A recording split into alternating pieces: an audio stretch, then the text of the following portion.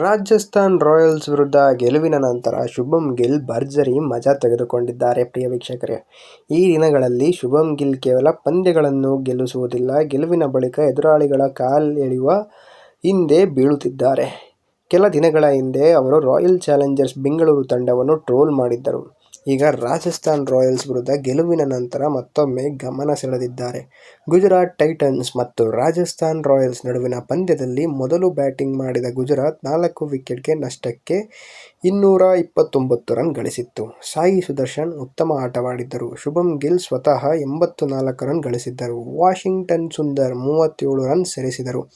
ಈ ಮೂಲಕ ರಾಜಸ್ಥಾನ್ ಮುಂದೆ 230 ರನ್ಗಳ ಭಾರೀ ಗುರಿ ಇಡಲಾಯಿತು. ರಾಜಸ್ಥಾನ್ ಈ ಗುರಿ ಬೆನ್ನಬಹುದು ಎಂಬ ನಿರೀಕ್ಷೆಯಾಗಿತ್ತು.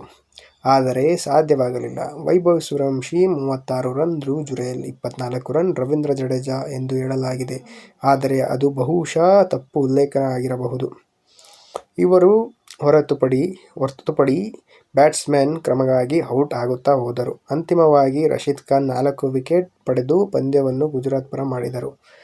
ಇಲ್ಲಿ ನಾಯಕ ಶುಭ್ಮನ್ ಗಿಲ್ 84 ರನ್ ಹೊಡೆದರೆ ಉಪನಾಯಕ ರಶೀದ್ ಖಾನ್ 4 ವಿಕೆಟ್ ಪಡೆದರು. ಇನ್ನಿಬ್ಬರು ಅದ್ಭುತ ಪ್ರದರ್ಶನ ನೀಡುವ ಕಾರಣ ಪಂದ್ಯ ನಂತರ ಮಜಾ ಮಾಡುವ ಸಹಜವಾಗಿತ್ತು. ಪಂದ್ಯದ ನಂತರ ಶುಭ್ಮನ್ ಗಿಲ್ ಒಂದು ಪೋಸ್ಟ್ ಹಂಚಿಕೊಂಡರು. ಈ ಫೋಟೋದಲ್ಲಿ ಗಿಲ್ ಮತ್ತು ರಶೀದ್ ಖಾನ್ ಇಬ್ಬರೂ ಕಿವಿ ಮುಚ್ಚಿಕೊಂಡು ನಿಂತಿರುವುದು ಕಾಣಿಸಿತು. ಈ ಪೋಸ್ಟ್ನಲ್ಲಿ ಗಿಲ್ ಹೀಗೆ ಬರೆದಿದ್ದಾರೆ: ಪಿಂಕ್ ಸಿಟಿ ಬ್ಲೂ ರಿಸಲ್ಟ್ ಕಾಮಗನಿ. ಆದರೆ ಜೈಪುರದ ಪಿಂಕ್ ಸಿಟಿಯಲ್ಲಿ ಫಲಿತಾಂಶ ಮಾತ್ರ ನೀಲಿ ಬಣ್ಣದ, ಅಂದರೆ ಗುಜರಾತ್ ಟೈಟನ್ಸ್ ಪರ ಬಂದಿದೆ ಎಂಬ ಅರ್ಥದಲ್ಲಿ ಈ ಪೋಸ್ಟ್ ಮಾಡಲಾಗಿದೆ. ಇದಕ್ಕೆ ಮೊದಲು ಆರ್ಸಿಬಿ ವಿರುದ್ಧ ಜಯಿಸಿದಾಗ ಜೇಸನ್ ಹೋಲ್ಡರ್ ಕ್ಯಾಚ್ ಹಿಡಿದ ಬಳಿಕ ಗಿಲ್ ಪ್ಲೇ ಹೋಲ್ಡ್ ಎಂದು ಪೋಸ್ಟ್ ಮಾಡಿದ್ದರು.